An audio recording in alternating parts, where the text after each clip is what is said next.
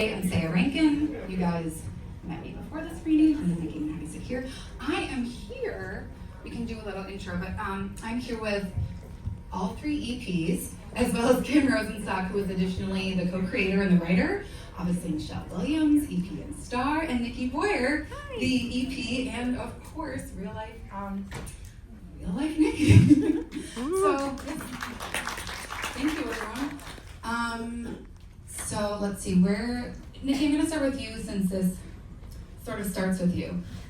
When you were doing the podcast that this series is based on, were you getting a lot of people, dare I say, sniffing about for this story? Or like how much interest were you sort of getting, and when did the idea of potentially taking a story into another medium start to enter your space? That's a great question because I haven't thought about that in such a long time. It was so long ago, right, when Molly and I first started recording. By the way, thanks for being here, everybody. I'm so grateful. Like, I love you all, and just being together is such a gift. So thank you for being here. There's way too much leg showing. It's too early for that. It's too early for that. I'm like, what is happening? Didn't map this one out very well. But when we first started recording, we had tried to pitch it to some production companies as an idea for a show because we kind of thought there was something really magical, and everyone kept saying, this is such a great idea. And we'd say, great, can you give us some money? And they were like, this is such a great idea. So we then just decided to start recording ourselves, and I think a lot of people were afraid a little bit to dive into death and sex because, quite frankly, advertisers don't gravitate towards death and sex. Like, what are the ad sales going to be? Like, people were thinking that. And luckily we paired up with Wondery, which took a beautiful risk and then helped us bring our recordings into a real limited series. So it was bumpy, but the people that were interested were the people that were meant to be in it with us. I felt like every time we found a new partner along the way, there was like a spiritual understanding that we were all in this risky storytelling adventure together. And to that end, Michelle and Kim, I'd ask you, did you have any feelings of being afraid of the death element, and how did you overcome that, or were you instantly comfortable with it and that being why you were the right people? But kind of what was did you have that experience at all when you heard about the story? Well, I'll jump in first because this podcast, this beautiful podcast, which if you like the show, you have to listen to the podcast because it's absolutely glorious, came to me through my friend of 20 years, Liz Merriweather, who I've worked with on many projects, and we know each other forever. And she called me. She had optioned the podcast. She had met with Nikki right before the world shut down in March 2020. It was the last meeting any of them had in person. And she called me and she said, I know like we're all in a really dark time right now, but would you want to listen to this podcast? It's about a woman dying of cancer. And I was like, I don't think that's what I need right now. I'm gonna watch like the cooking shows and the reality dancing shows like that. Like, I don't think that's not the right vibe. And she was like, but she also has a sexual awakening. And I was like, oh, okay, yeah. So give me the link. And then I listened to it and I was like, yes, it's scary. Yes, death is scary, but actually death ended up being so much more to me than I now think of it in a completely different way because of the podcast, because of this story. And so I became less scared of it as I kept pushing deeper into it and working on this show. So that's my answer. Well, similarly, I mean, when it came to me, and this was after your guys' collaboration, and I think it was a single script, I think it was a single episode. I hadn't listened to the podcast, but I had this script, and then I had your guys' letters about like what the podcast meant to you, and immediately I just thought, well, they're the same kind of weirdo as me, and I love this. Like, whatever it is that they're talking about and what this is drummed up for them, this is where I want to go next. And then I listened to the entire podcast and was obliterated by it, but also mystified by it. I was like, why am I so moved by this thing? And now I kind of know what it is. It has, like you said, it has changed the way that I think about dying. And it has opened up a possibility that for me, like when, not to get too, I know it's like before noon, but like,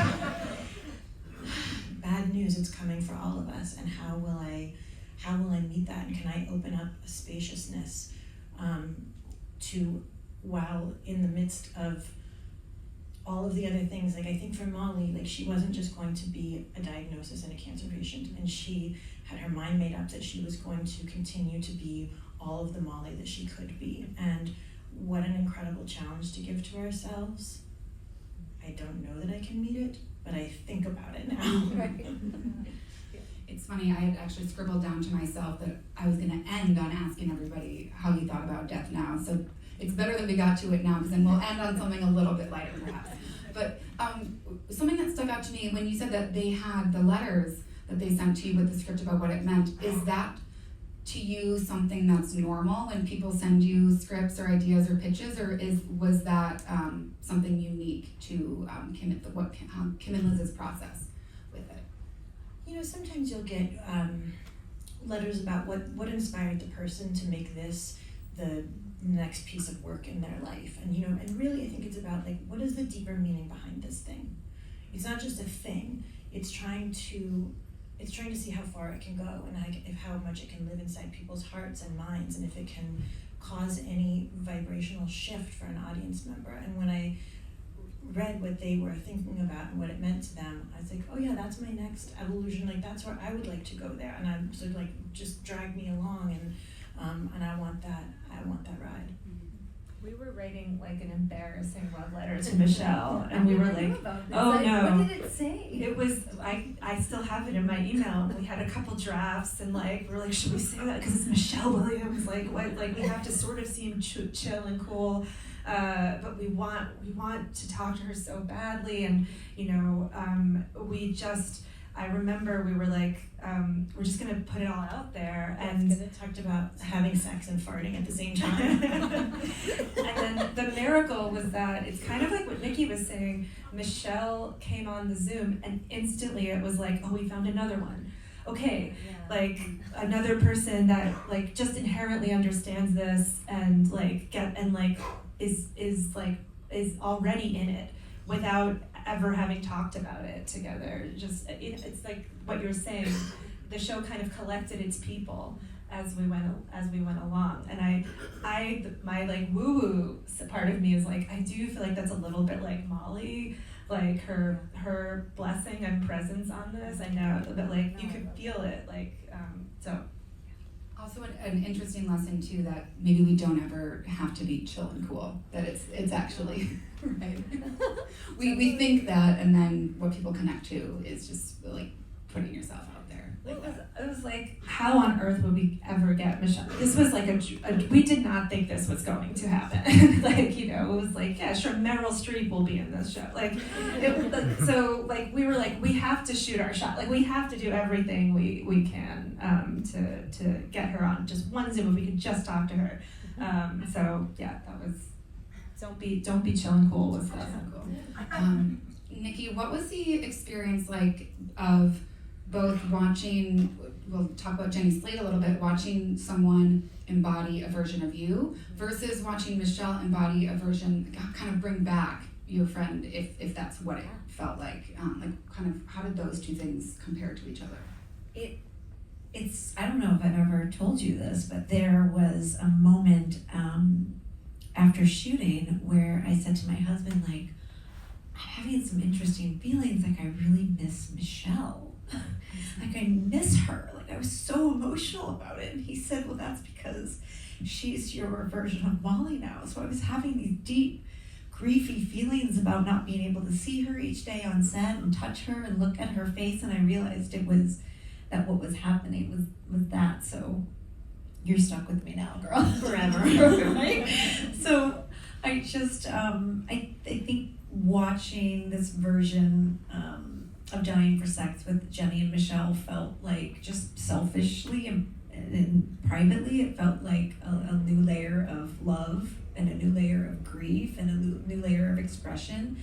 And I was so proud of it, and I was so deeply moved by how hard and fast they dove into the characters. So I just very much was grateful for that. And there was no judgment. I wasn't holding on to, well, this was true and this wasn't. I was so grateful for the colors and the beautiful strokes that Kim and Liz painted with, and the way that she beautifully acted Molly. And I wasn't holding on, which is weird because I'm really type A and super controlling about things, but I just felt like I was just letting this beautiful art happen, and I'm just so, there's not a chill bone in my body, just by the way. I am not chill at all. Like, I'm freaking out all the time about this, so it was an amazing experience, yeah. Do you mind if I ask you what your purse is like? Do you have a capital V bag? Okay, I do not have a big ass bag filled with a bunch of stuff, but my husband was like, have you seen the trunk of your car? And have you seen the desktop of your computer? And I was like, oh my God, it's such a mess. Like, my desktop is, nothing's filed right, nothing has a name. It's like qqrp.b1. And he's, what's that? I'm like, I don't know, it's just a document. Open it up if you want to see what it is. And it's like, this file can't be opened. And so Jenny's purse is my computer in my trunk. Things on the way to Goodwill. So there are a lot of similarities between the two. But I do hate Shakespeare, which I thought was hilarious. That I hate Shakespeare. Isn't that so funny? So I don't hate it. I just wouldn't go buy a ticket to see it.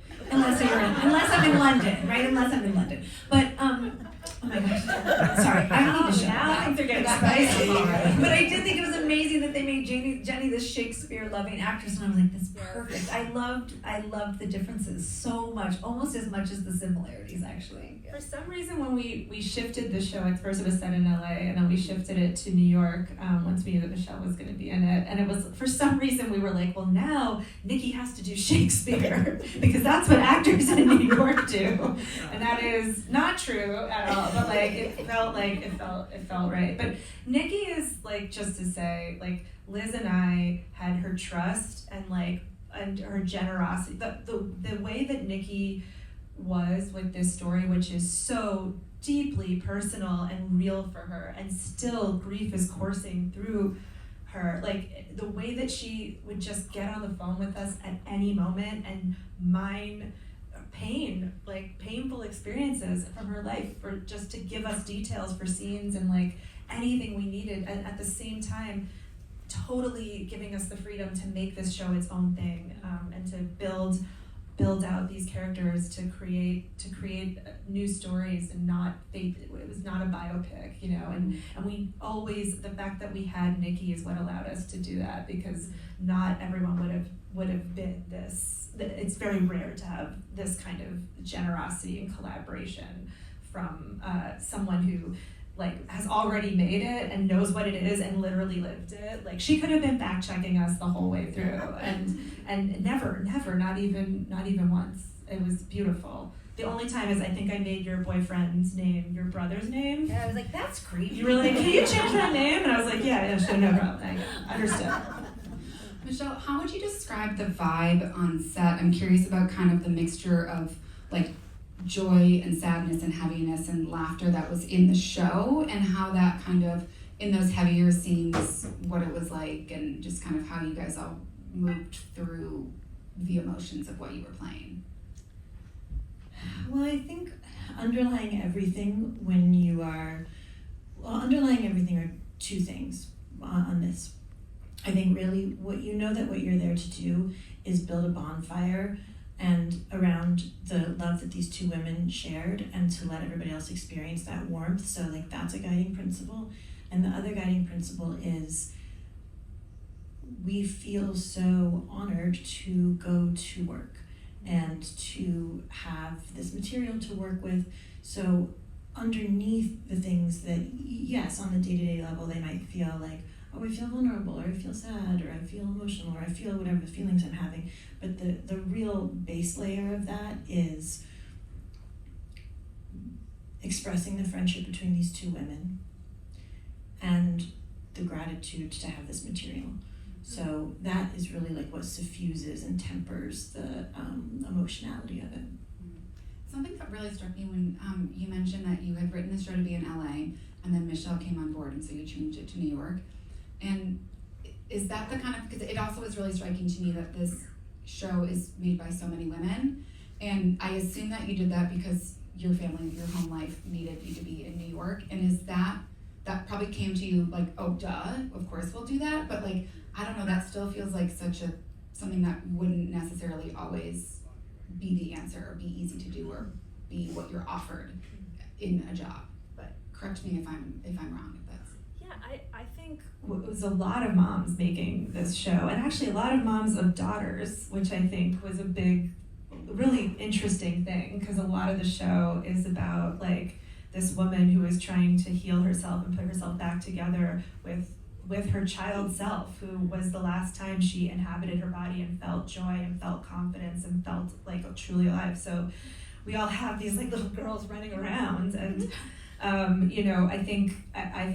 I will just say it's amazing to make shows with fellow moms, and like there are things that you normally would have to ask for that you don't feel at all weird asking for. And I think Michelle set such a beautiful tone in that regard as number one on the call sheet, an EP, the star of the show, also a really just caring, giving person who's constantly aware of the parents on in the process and what they need. And yes, we moved the show to New York because of what Michelle's family needed, and then along the way we took care of everybody else's families like that. But it starts from the top, and I think it's such a gift.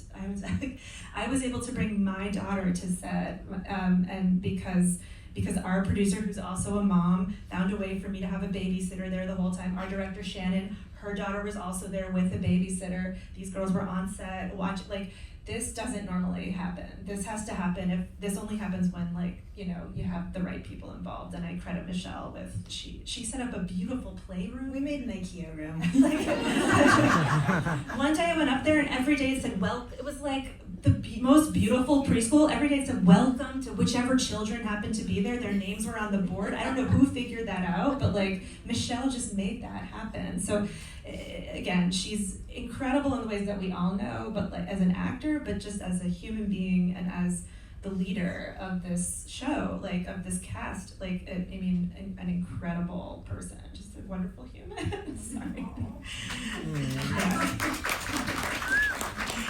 And when one person does that, it allows the next person to do it. You have to see someone doing that to know that you can do that and what you can ask for. Yeah, Michelle, and of course, if there's anything you want to react to in Kim's, but I wanted to know too, did you see people doing that when you were younger in your career? What are you modeling yourself as number one on the call sheet as a producer, as you become powerful enough to make these changes? I remember when I was making this movie, The Great and Powerful Oz, and Sam Raimi was the director, and every time my daughter would come to set, he would say, "Stop, stop, stop, everyone, here is our most special and honored visitor." And then he had her sit next to him, she had her own chair, and is right at his monitor, at the director's monitor, and she would watch takes with him and talk to him about them.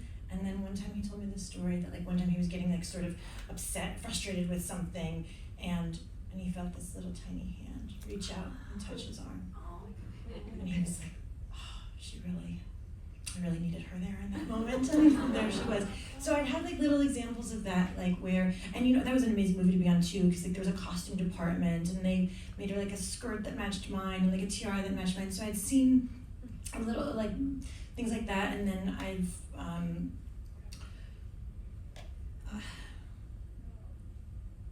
my husband and I made this show Fosse Verdon together, and I saw how he opened up space to allow people to do their best work, a really safe, exuberant, harmonious environment full of yes, and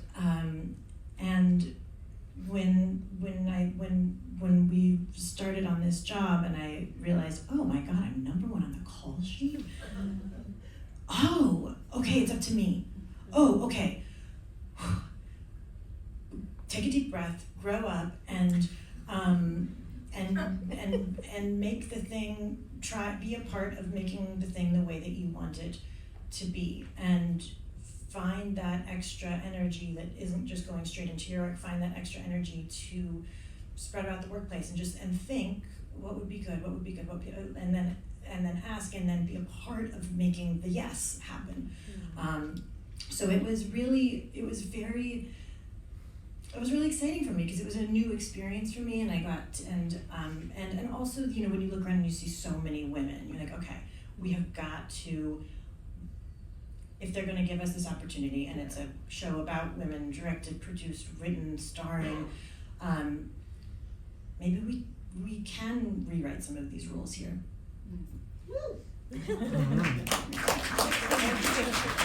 To that, and I do remember Jenny saying, I believe the direct quote was, "It seemed like there was also always an ice cream truck there." We know food is central. We know what makes us happy, and it's honestly having something nice to eat to look forward to. So much of this show is about taking care of people, and I think that, again, just it filtered into the whole process. How can we keep taking care of each other? Also, the show goes to a lot of dark, really hard, really painful, really sad places, and so how do you keep joy in the air? Like, how do you get through the day? You know, Liz and I read all of these books about sexual trauma and about the people that work do the hard work of, like, the doctors that work with patients and, like, hear these horrible things, and it's like, how do they get through at the end of the day, those doctors? And it's always like, it comes back to connection, friends and family, laughing, joy, finding those moments at the end of their days. And, like, I think we needed to take care, everyone knew, like, that we needed to keep that in mind throughout the process, because in order to ask people to go to these really dark, sit in very painful areas, like thematically and emotionally, especially, you know, Michelle and Jenny, who were there literally in almost every scene. So, but often they were the source of the ice cream trucks. Like, so it was like, again, they were doing everything. It was amazing. I don't know where these ice cream trucks are. Maybe Jenny didn't get the ice cream truck, but she did other things. Maybe, I think Michelle you got a lot of trucks. There were definitely tacos, pizzas from Michelle. Like, Very important. I wanted to ask you too, Nikki. Friday. As Michelle and Kim talked a little bit about how the show made them think about dying differently, I'm wondering if for you, the unique experience of making this show, and then maybe even watching the episodes back, made you think about anything differently that you hadn't already in this, what I imagine has been a long process of being immersed in this topic and material.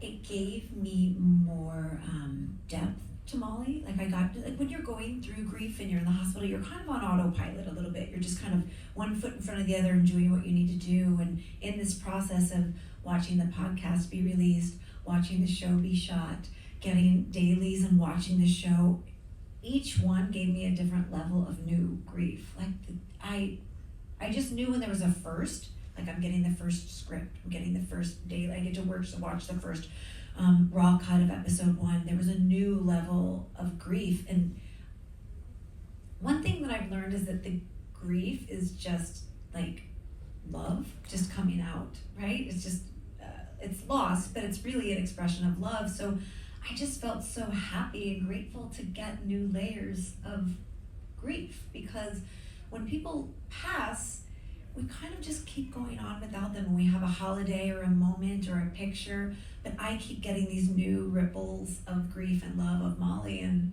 I've never experienced that. I've never loved someone so deeply. I've never fallen in love with someone more after they've been gone. Like, this is a very unique experience that I've gotten to do, and that is not lost on me. So I'm just really forced to be super present now, I feel like, in moments. Like, I'm so taking you in this moment. Like, I will not forget this, right? Like, I won't forget this moment. And so it causes me to kind of, every time something cool is happening, I stop and I soak it in and I look and I take little snapshots. So it's enhanced my life deeply, yeah. You're gonna get such good snapshots when you go to the big awards show. I'm gonna end us on asking about, selfishly, my favorite scene from the series, which is, and I won't really spoil it if there's anyone who hasn't seen to the end, but there's a moment where you danced to the song Heart and Soul. And That's your favorite scene. and I instantly like added it onto my Spotify, and it absolutely will be showing up in my Wrapped at the end of the year. But I just wanted to ask about, I don't know, there's something about like dancing scenes, how you picked that song, just like what your memories are of this kind of, yeah, just getting to like be so free on screen and dance to this like incredible 80s, I think it's 80s song. Well, it's funny, you know, so much of this show feels like it's about the way that we grew up in the 80s. And so I think it was Shannon had said, oh, we're looking for a song for the rally. Remember the moment. And I said, it's Heart and Soul, T-Pow. Michelle literally was there doing another scene and somehow had her phone out and was like, play. And It's like, my jam, this okay? is it. That's my song. So That's my, Michelle chose that's that me song. driving in the minivan, just like jamming out with Heart and Soul. So the dance, it came easily. It's like something you're like, I'm actually always That's my doing anthem. this. Yes. So we'll just capture it on camera this time. Perfect. Well, thank you guys so much for chatting and for making this show and for being so generous with your thoughts on it. I'm sure everybody appreciates it.